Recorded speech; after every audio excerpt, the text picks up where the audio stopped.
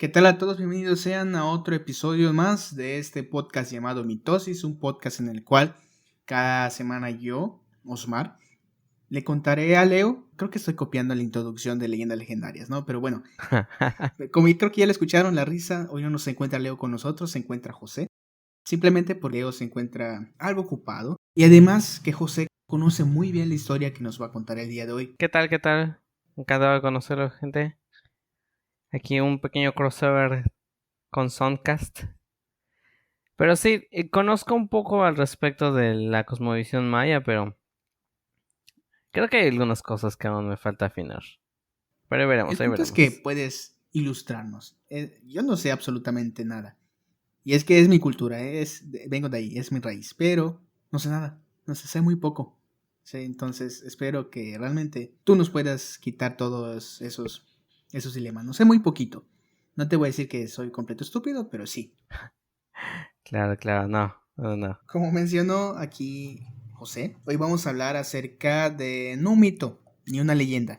Decidimos hacer este tipo de episodio especial, por decirlo de un modo, en el cual en cada temporada estaremos contando o narrándoles en sí la mitología o la creencia del lugar de los cuales nos estamos pasando para hacer los mitos y las leyendas. En este caso, pues obviamente estamos hablando de la mitología y las leyendas mayas, por lo tanto, conoceremos cuál es la cosmovisión maya, ¿no? Porque hay mucha filosofía detrás de esto, hay mucha ciencia, y José nos va a quitar esas dudas, ¿no? Tú tienes la batuta el día de hoy, José, tú eres el maestro, ilumínanos. Vamos, te digo. Estoy muy seguro de que tú también me vas a poder ayudar en esto. Un poco al respecto de la cultura maya, de su cosmovisión, si queremos verlo de esa manera. Para las personas que no están como que muy familiarizadas con el término, cosmovisión tiene que ver con la forma en que se ve el mundo. Y obviamente es muy utilizado para referirnos tanto a algo teológico como algo Además creo que es una mitológico. palabra muy elegante, ¿no? Cosmológico, cosmología, cosmovisión. Es una palabra muy Sí, antropológica. Que en algunos casos depende, por ejemplo, de qué tipo de gente lo ocupe. Hay gente como que le gusta mucho y demás, porque es como que muy académica. Y hay otras personas que lo detestan bastante porque se quedan de ¿cómo que cosmovisión? Pues yo veo así la vida, no tiene más detalle al respecto. Yo no me inclino tanto ninguno por la otra, sino más bien como que, pues, es una palabra que suena bonito y le da como que ese misticismo a la vida. Porque todos tenemos también nuestra cosmovisión. En fin, parte de la cosmovisión maya, que aún está muy viva, afortunadamente, pero que ha ido a otra parte, se ha mezclado, se ha aculturizado y que también no es algo novedoso. Si recordamos, los mayas fueron durante mucho tiempo también influenciados por la parte de la conquista de los Itzáes. Para quien el nombre les parezca un poco semejante, digamos, a Chichen Itza, es debido a que Chichen Itza, la región, durante mucho tiempo estuvo en constante lucha entre lo que eran los señores de Chichen y los señores de Itzáes. Entonces, esta región nace a partir de esta lucha constante que duró realmente siglos y siglos y siglos. Pero ¿quiénes son los Itzáes? Los Itzáes era la forma, el nombre que le llamaban a la gente del norte. ¿Y quiénes eran más que los mismos señores de Teotihuacán? La relación de México, muchas veces, como han explicado y enseñado en las escuelas, es que las culturas como que eran muy solitarias entre sí, pero la realidad es otra. La realidad es que Estas dos culturas tuvieron muchos encuentros, tanto bélicos como fraternos, debido a que muchas de esas culturas y su cosmovisión se vio mezclada por esto. Y como vamos a ver más adelante. Por ejemplo, no sé si conoces un poco sobre la creación de el mundo según los mayas y más específicamente sobre el Popol Vuh. Muy poco sé que es, como bien dices, es la escritura en la cual narra cómo fue creado las cosas, desde obviamente los cielos, ¿no? El inframundo y las criaturas que habitan en él, incluso nosotros humanos. Pero fuera de eso no. Realmente te digo que de en sí de mi cultura, de nuestra cultura estoy muy escaso en información. Sé que incluso sé que No te incluso cada, preocupes. como que mencionas tú, ¿no? Cada región tenía su propia cosmovisión, o sea, por decirlo así, ¿no? Tenían sus propias creencias. Entonces, Claro, eso creo que era parte del debate que tenían, como bien mencionabas, ¿no? Entre Itzáes y los de Chichén. Porque cada quien como que creía diferentes cosas. No lo sé. así es. Sí, cada cultura, pues obviamente está hecha por un conjunto de gente, entonces, y la gente en sí misma siempre se pregunta, ¿qué es este mundo en el que existo? ¿Cómo es que esto que veo se formó? Porque esto no amaneció así. Con el paso del tiempo, la gente se da cuenta de que hay como que un transcurso natural de las cosas, en la naturaleza, en la gente. En algunos casos, sí se trata de generaciones, un cambio en la geografía en algunos casos, y no es la excepción con los mayas ni con el resto de las culturas con las que estuvieron en contacto.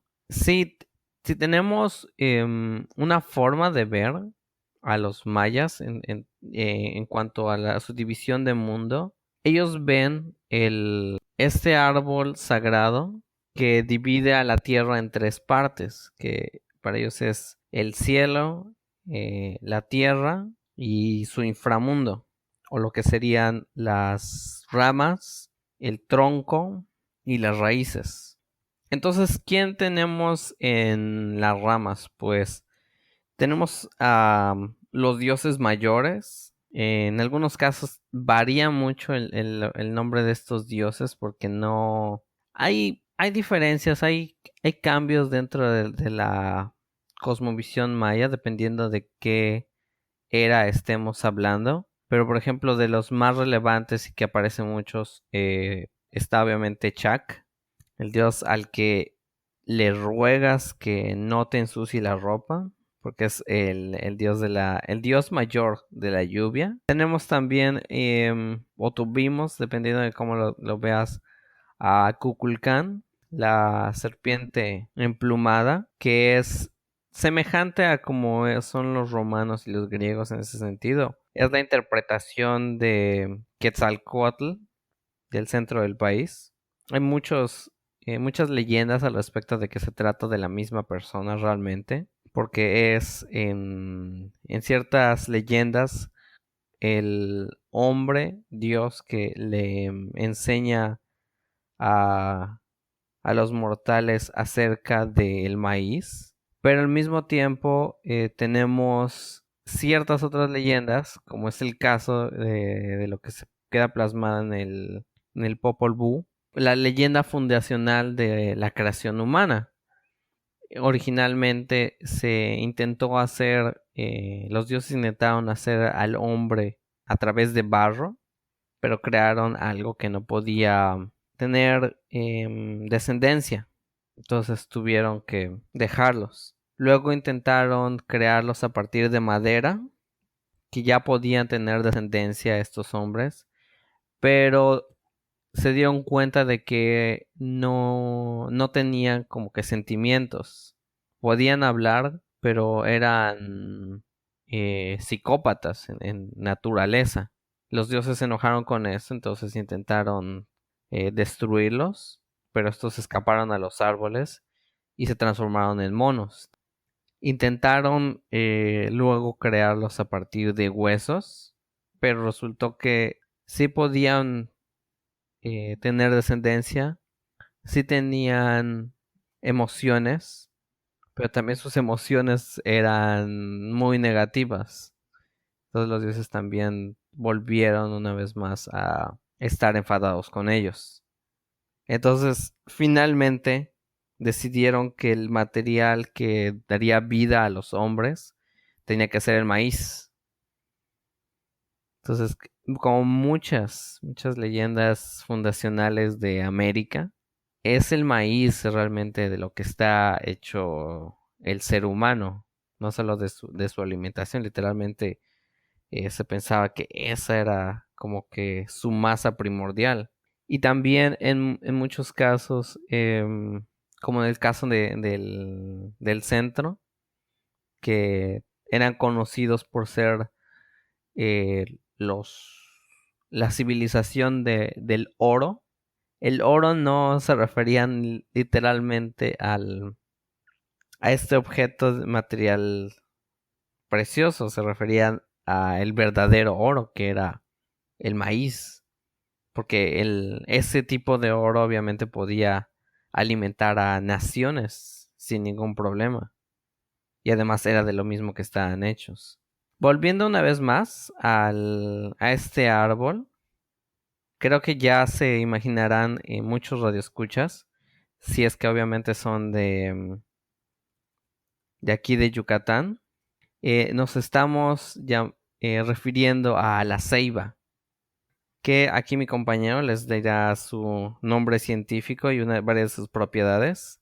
Su nombre científico, hasta donde me quedé, porque sabes que en esto cambia casi cada rato, debido a que pues ahorita hay muchas fuentes tecnológicas para hacerlo, que más que nada son pruebas genómicas y eso, pues varía, ¿no? Pero lo pueden encontrar como ceiba pentadra. Es la especie que tenemos aquí en Yucatán y gran parte de México. Es un árbol sumamente grande, de un tronco muy frondoso y de raíces igual. Sus raíces generalmente tienden a crecer. Algunas especies presentan como que espinas en el tronco. Como menciona José, la característica de este árbol es que sus ramas presentan como que estas aberturas que parecen como que estén apuntando a los 4 puntos cardinales, ¿no? También se derivan muchísimas leyendas de este mismo árbol. Como bien menciona José, es un árbol sagrado para la cultura maya y para otras culturas latinoamericanas también. De hecho, creo que es parte igual del escudo emblemático, no recuerdo si era de Ecuador o de Belice, pero lo tiene como escudo en su bandera. También este árbol es un árbol que hasta cierto modo es muy difícil encontrarlo en ambientes naturales. Ya no es muy difícil encontrarlo en las selvas, por ejemplo. Desgraciadamente en nuestras selvas aquí en Yucatán estamos prácticamente ya sin áreas, lo que nosotros conocemos como áreas vírgenes.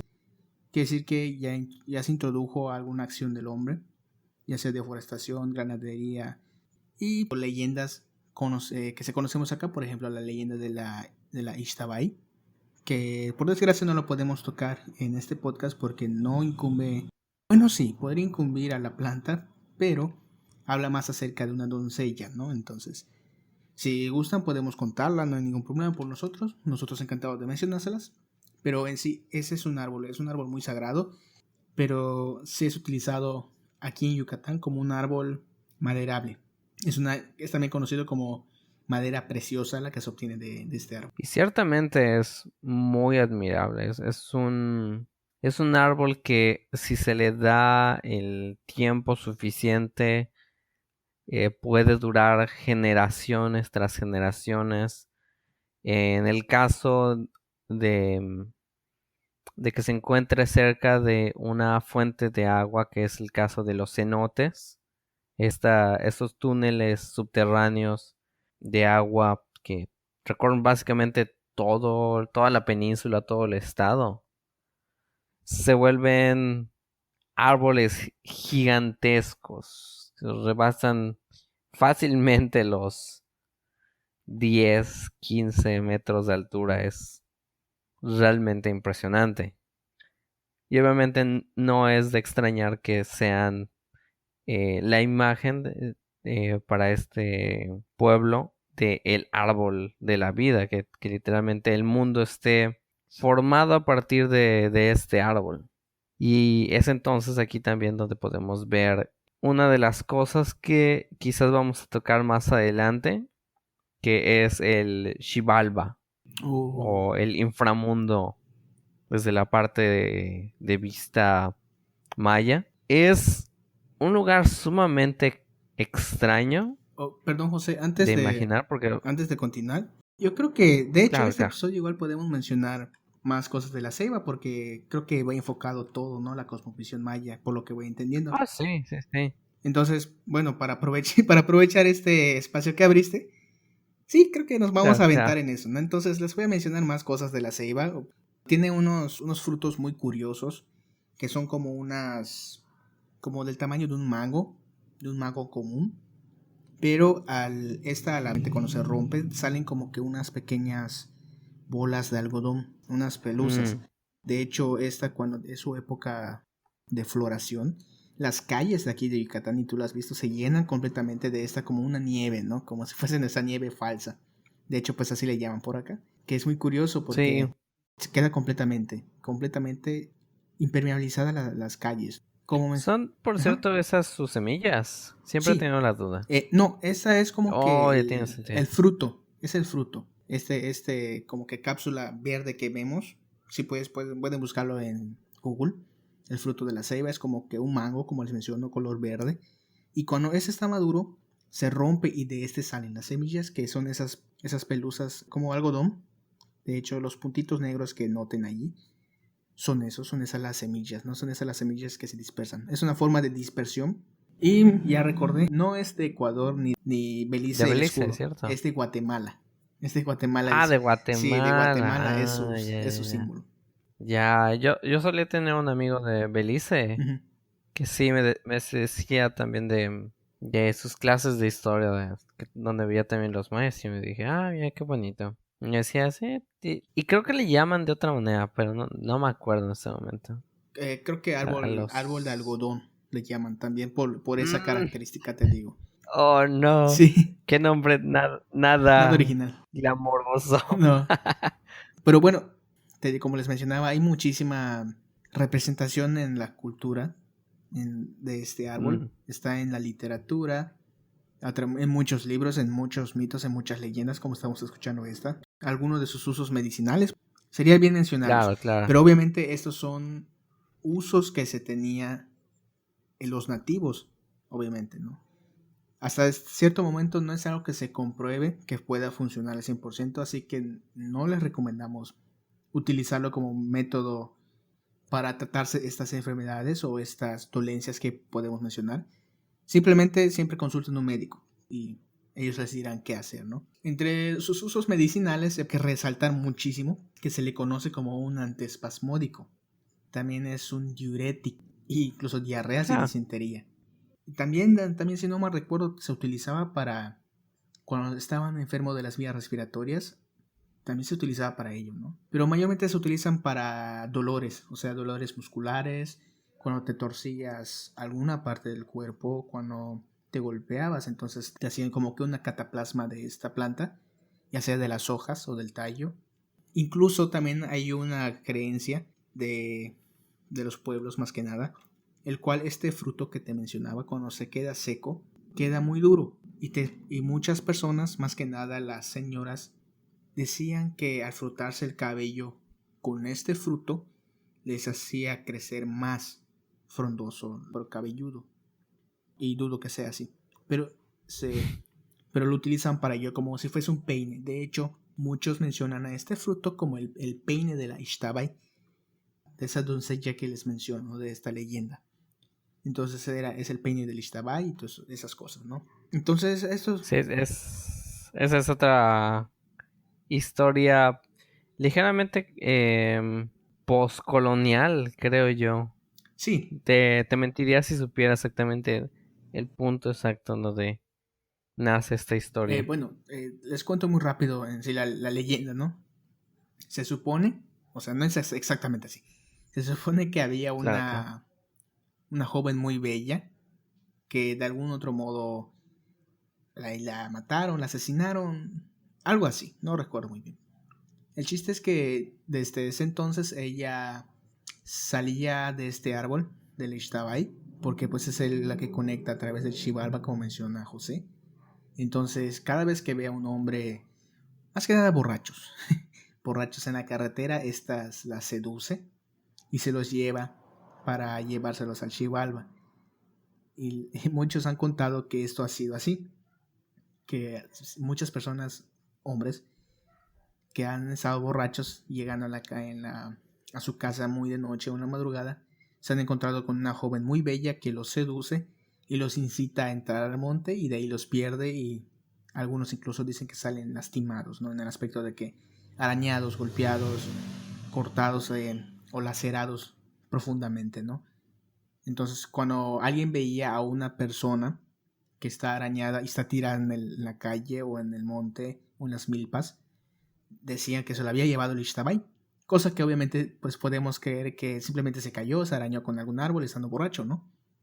Pero bueno, Sí, yo incluso pensaba, no sé si tú lo intuyas también, como que intentaba como que tener algún tipo de ¿cómo se llama? De intimidad con el mismo árbol, pero por sus espinas uf, terminaba así.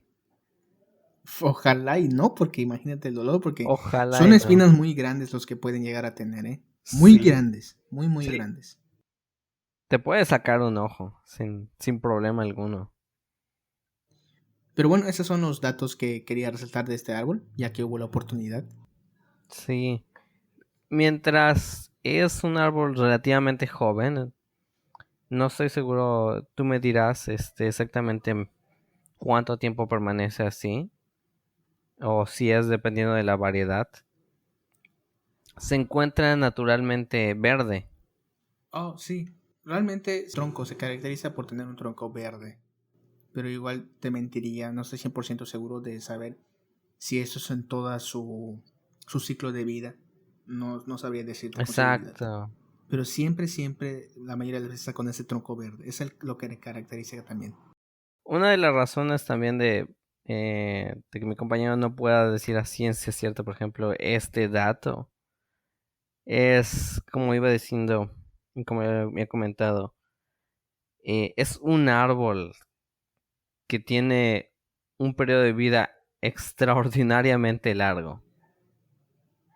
Claro, bien cuidado, en una naturaleza relativamente frondosa, y si tiene sobre todo acceso a estos túneles de agua, puede durar siglos sin problema alguno. De Bueno, quizás hecho, no siglos, pero sí dura mucho tiempo. muchísimo. De hecho, en el pueblo donde yo crecí, al sur de Yucatán, entrando al pueblo, había un enorme árbol de ceiba. Enorme, gigantesco. Lo recuerdo muy bien. De hecho, alrededor del árbol se construyó un paradero turístico, por decirlo así.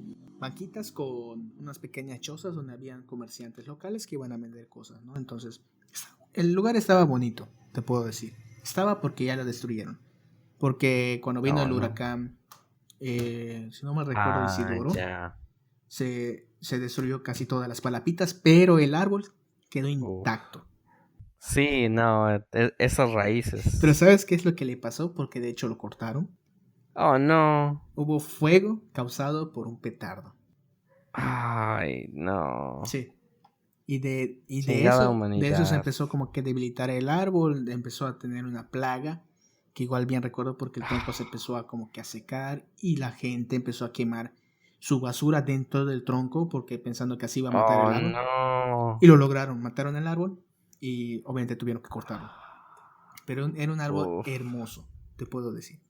No, no. Esa gente tiene un lugar ahí reservado para el Para el infierno. Xibalba, Me cae. Sí, es Xibalba, ellos van a ir. así Sin es. perrito ni nada. Sí, no. Esta coloración específica del árbol verde eh, es importante por dos razones. Uno, el verde es considerado dentro de la cosmogonía también eh, un símbolo de vida. Y también, así como había este árbol gigantesco que mantenía tanto a la tierra, el cielo y el infierno o más que infierno, inframundo. Infierno es más, Es más nuevo. eh, sí, es más nuevo. Mantenía esos tres planos en su lugar. Había otros cuatro ceibas de diferentes coloraciones, uno por cada punto cardenal. La- Los, los mayas tenían una excelente fijación por el orden de los puntos cardenales. Tenían ya entendido cómo funcionaba cada uno. Y una cosa que es repetida como si fuera un tipo ¿qué será? De chakra de protección, una oración que repetían mucho en sus textos era la ceiba roja, la ceiba amarilla, la ceiba blanca y la ceiba negra, que era el norte rojo, el sur amarillo, el este blanco y el oeste negro. Decir estos cuatro puntos cardenales era como pedir un tipo de protección a los dioses superiores, Oye, porque José, era también al mismo tiempo te vuelvo a algo interrumpir. más grande que Te vuelvo a ellos. interrumpir, José, pero tengo una duda. Es que, si no mal recuerdo, tengo escuchado o leído, no recuerdo muy bien, que los puntos cardinales, como mencionas, de los mayas son cinco o son cuatro. Una vez leí que son cinco, pero no sé si era una de esas páginas chafas, ya sabes. En algunos textos mencionan que son cuatro, y en los que son cinco incluyen incluso el centro como un mismo punto cardenal. Ah, ok, ok. Sí, sí, sí. Depende mucho, te digo. eh, si queremos ver la cosmogonía maya, tenemos que verla ligeramente como pre-Itzáes, post-Itzáes, porque mucho de lo que es el Popol Vuh puede incluso sentirse como incongruente si leemos un poco de lo que llegan después los Itzáes, y la llegada de Kukulcán, de cómo es que este hombre que ya, cómo le va a enseñar este hombre, Dios, a las personas a plantar algo de lo que ya conocen y de lo que ya están hechos, ¿no? Es algo que suele ocurrir muchas veces. Civilizaciones que tienen un periodo de vida muy largo. Empiezan a ocurrir muchos mitos fundacionales o muchos mitos que no tienen sentido si se quieren ver como una linealidad. Pero en sí mismo, desde un punto de vista antropológico, ya es una falla. No, no tienes que ver nada de la vida como algo lineal. La vida, las leyendas, la cosmovisión, piénsalo más como si fueran ríos que se bifurcan en muchas ocasiones y luego se vuelven a unir en ciertas ocasiones. Y ese es uno de los ejemplos. Un ejemplo que podemos, digamos, poner del otro extremo del planeta para mostrar esta puntos que se encuentran y que son congruentes, que son contradictorios, es la unión de la mitología griega. ¿Conoces, por ejemplo, eh, la diosa Afrodita? mucho de lo que conocemos de ¿cómo se llama? El árbol genealógico de los griegos. Conocemos que, por ejemplo, Atena es hija de Zeus, que Zeus y Hera son básicamente hermanos, que son hijos de titanes.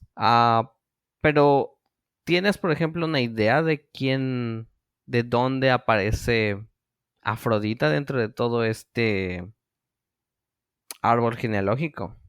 Creo que tiene algo que ver con la, ¿cómo se llama? No la reproducción, fertilidad. Sí, sí, sí, sí. Y ciertamente lo es, pero fue al mismo tiempo una manera de rebajar su poder. Eh, Pensamos en muchas ocasiones que la mitología griega era politeísta por cuestiones de imaginarse varios dioses y darles propiedades a cada uno, pero la realidad es que eran diferentes pueblos que se iban juntando en una sola civilización. Entonces había el pueblo que creía en Zeus y el pueblo que creía en Hades, el pueblo que creía en Afrodita. Y no vas a imaginarte quién era el pueblo que adoraba a esta Afrodita. Mm, Puedes imaginarte, puedes darte una idea. ¿Refiriéndonos aquí en Yucatán? ¿O en la No, no, mitología? no.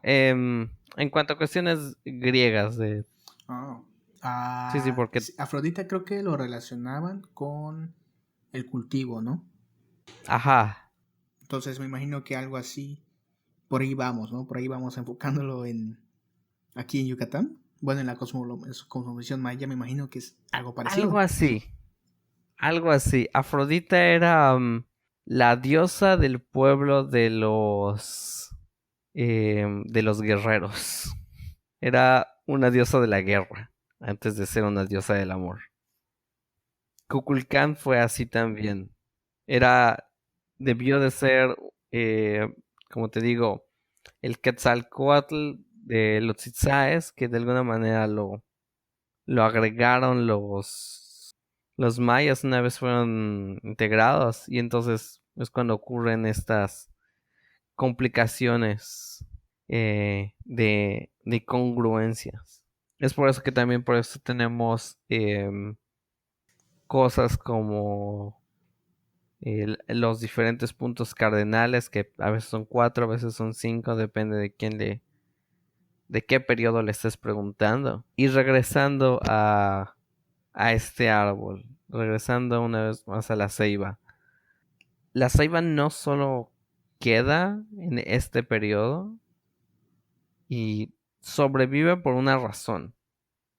Como sabemos, cuando llegó la época colonial, llegó una ola de evangelización, que eso implica también la, el intento de borrar cualquier tipo de idea, de memoria sobre los mayas, sobre su cultura, sus mitos fundacionales. Y parte de ello, para poder sobrellevarlo, pues para poder mantenerlo con vida, es gracias a la ceiba. ¿Cómo sucede esto? Oye, José, Cuando empieza... José, Ajá.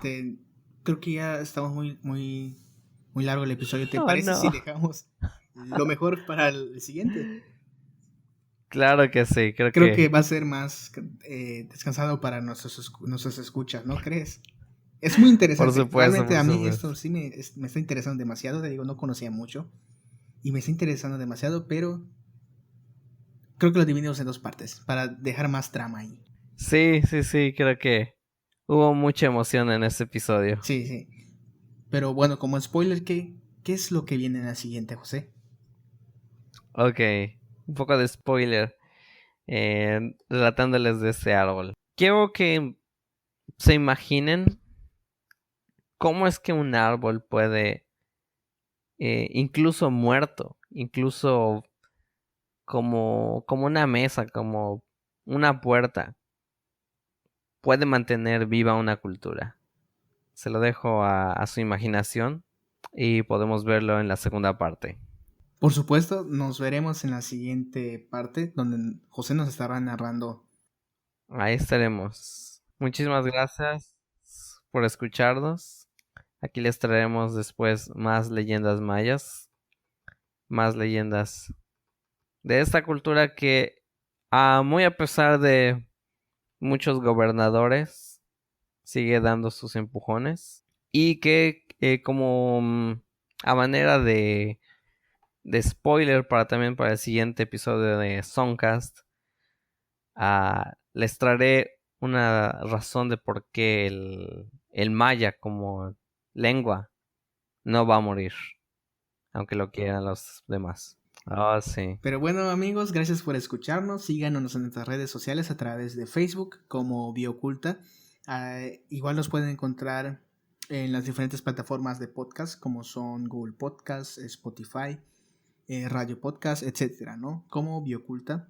Pero nos encuentran en este caso como Mitosis. Recuerda que estamos hoy en Mitosis, no en Soncast. Nos vemos en la siguiente segunda parte. Hasta luego, hasta luego.